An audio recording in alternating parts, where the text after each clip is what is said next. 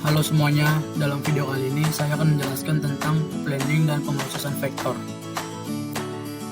Pengertian P-planning. P-planning adalah teknik pembagian suatu pekerjaan atau tugas menjadi beberapa sub-sub tugas dan mengeksekusi sub-sub tugas tersebut secara paralel dalam unit-unit multi-hardware atau segmen-segmen. Penjelasan P-planning. Teknik P-planning pada sistem komputer dapat diimplementasikan pada berbagai tingkatan level.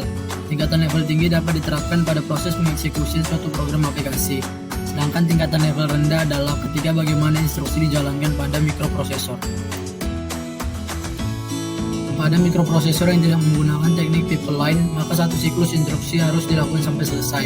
Sedangkan yang menggunakan teknik pipeline, ketika satu siklus instruksi sedang diproses, maka siklus instruksi yang berikutnya juga dapat diproses dalam waktu yang bersamaan. Penerapan konsep pipeline pada mikroprosesor akan memberikan peningkatan dalam bentuk kerja mikroprosesor. Contoh penerapan pipelining: pembuatan bodi lama proses 10 jam, pengecatan lama proses 10 jam, perakitan engine lama proses 10 jam, dan test drive lama proses 10 jam. Kategori pipeline. Pertama, pipelining aritmatika, instruksi dan prosesor. Ramamurthy dan Lee mengajukan 3 skema untuk mengklasifikasikan pipeline menurut konfigurasi dan strategi kendalinya, unifungsi atau multifungsi, dan skalar atau vektor. Pipeline arithmetic unit. Pengembangan pipeline aritmatik dapat dilihat dari perkalian biner ANSYN. Operasi shift dan penambahan menjadi tahapan pemrosesan dalam pengali pipeline. Pengalian bilangan biner dengan 2n adalah sama dengan menggesernya ke kiri sebesar n bit dan menyisipkan 0 pada sebelah kanannya. Pipeline Instruction Unit. Untuk mempipeline fungsi ini, instruksi-instruksi yang berdampingan di-fetch dari memori ketika di instruksinya sebelumnya didekode dan dijalankan. Proses pipelining instruksi instruction look ahead memfetch instruksi secara berurutan.